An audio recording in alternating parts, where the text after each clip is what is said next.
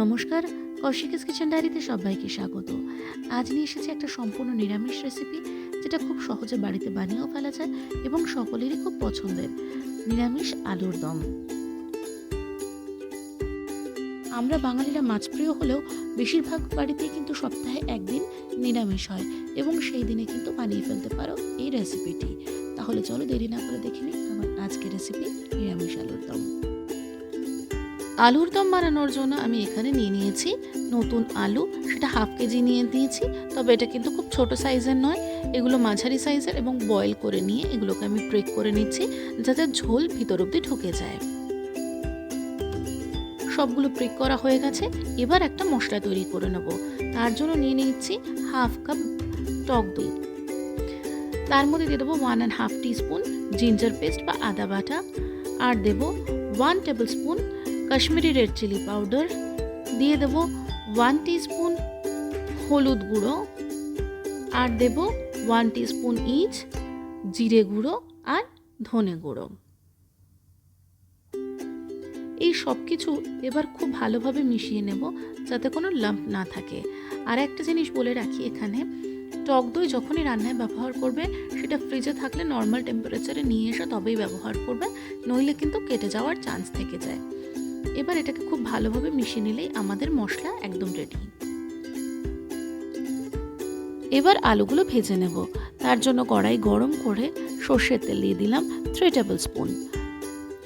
তেলটা হালকা গরম হয়ে গেলে এর মধ্যে আগে থেকে বয়েল করে রাখা আলুগুলো ছেড়ে দেব, আর এরই সাথে দিয়ে দেব অল্প নুন এবং হলুদ। এগুলোকে এবার খুব ভালো করে এপিট ওপিট ভেজে নেব যতক্ষণ না সুন্দর রং আসছে।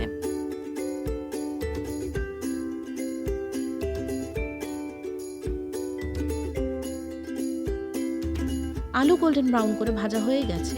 এবার একটা পাত্রে তুলে রেখে দেবো এই আলুগুলো।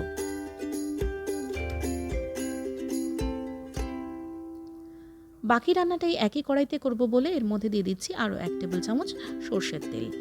তেল গরম হয়ে গেলে এর মধ্যে ফোড়নের জন্য দিয়ে দেব 2টো তেজপাতা, একটা শুকনো লঙ্কাকে 2 টুকরো করে দিয়ে দেব 1 ইঞ্চি দারচিনিকে 2 টুকরো করে, 3-4টে ছোট এলাচ, দিয়ে দেব 3-4টে লবঙ্গ, আর এরই সাথে দিয়ে দেব হাফ টিস্পুন সাদা জিরে।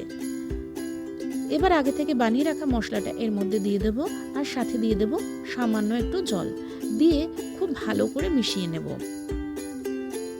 সাডেন টেম্পারেচার হাই হয়ে গেলে এই টক দইটা ফেটে যেতে পারে, তাই জন্য কিন্তু আমি এখানে জল অ্যাড করেছি। এবার বাটি ধুয়ে আরও একটু জল দিয়ে মশলাটা কষে নেব। সাধারণত আমি খুব কম আঁচে ঢেকে মশলা কষাতে পছন্দ করি, তাতে রঙটা খুব ভালো আসে। এক্ষেত্রেও সেটাই করব। ঢাকনা খুলে চেক করে নিচ্ছি, অনেকটাই কিন্তু কষে গেছে মশলাটা। এবার আরও একটু নাড়িয়ে আবারও একটু ঢেকে কষিয়ে নেব। আরও 3-4 মিনিট পর ঢাকনা খুলে দেখতেই পাচ্ছ মশলা খুব সুন্দরভাবে কষা হয়ে গেছে।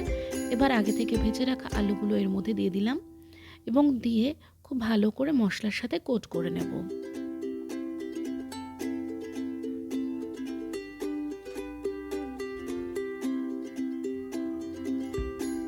এখানে আমি আলু দেওয়ার পরেও কিন্তু এই মশলাটা 3 থেকে 4 মিনিট কষে নেব।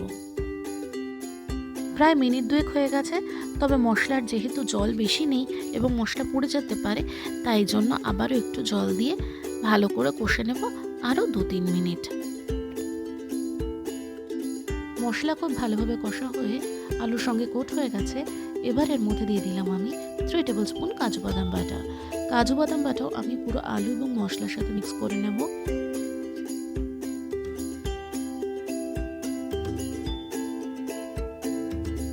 আর এবার গ্রেভির জন্য দিয়ে দেব আমি পরিমাণ মতো উষ্ণ গরম জল। এখানে কিন্তু গরম জলই ব্যবহার করবে, তাতে টেস্ট অনেক বেটার হয়। এবার পরিমাণ মতো নুন এবং চিনি দিচ্ছি। চিনিটা এখানে অপশনাল, তবে এই আলুর দমে একটু মিষ্টি ভাব থাকলে খেতে ভালো লাগে, তাই এটা আমি দিলাম। এবার ঢেকে এটাকে কুক করতে হবে 10 মিনিটস। আলুর দম কিন্তু একদম রেডি হয়ে এসছে।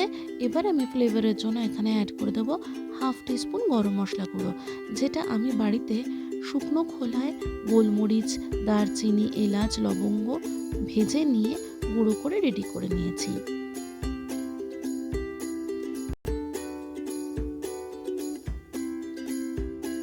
তৈরি হয়ে গেছে আমার স্পেশাল নিরামিষ আলুর দম, যেটা লুচি বা পরোটার সঙ্গে তোমরা সার্ভ তো করতেই পারো। তাছাড়াও বাঙালি যে পোলাও হয় বা ফ্রাইড রাইস হয় তার সঙ্গেও কিন্তু এটা খুব ভালো লাগে। রেসিপিটা যদি ভালো লেগে থাকে তবে চ্যানেলটা সাবস্ক্রাইব করার এবং ভিডিওটাতে একটা লাইক করার অনুরোধ রইল। পরে দেখাবে অন্য কোনো রেসিপির সঙ্গে। সবাই ভালো থেকো।